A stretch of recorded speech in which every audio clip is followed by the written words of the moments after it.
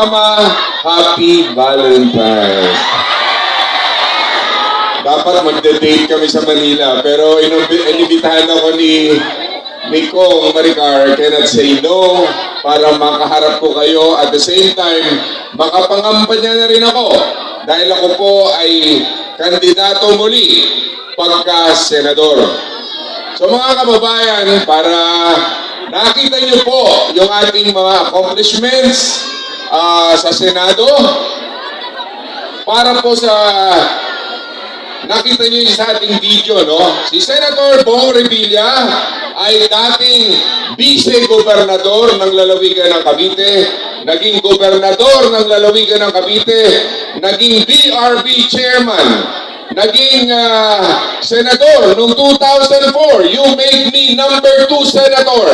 Noong 2010, you made me number 1 senator.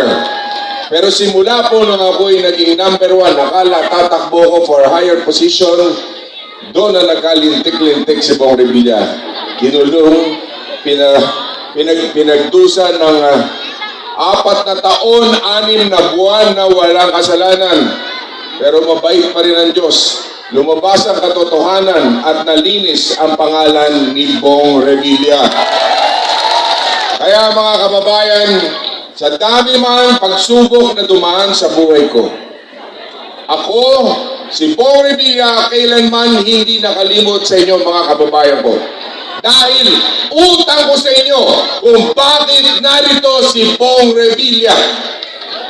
Una, sa pagka-artista, palagi kayong nakasuporta sa akin.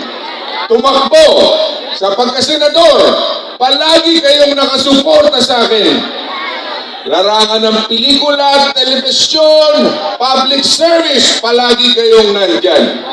Kaya masasabi ko lang, kahit buhay ko, itataya ko para sa inyo, mga kababayan ko. Marami ng pagsubok, hakde, sakit sa dibdib ng dahil sa politika. Alam nyo, nung panahon na ako'y dinurog ng mga kalaban, noong 2013, imagine, 4 years, 6 months, nagdusa ako. Pero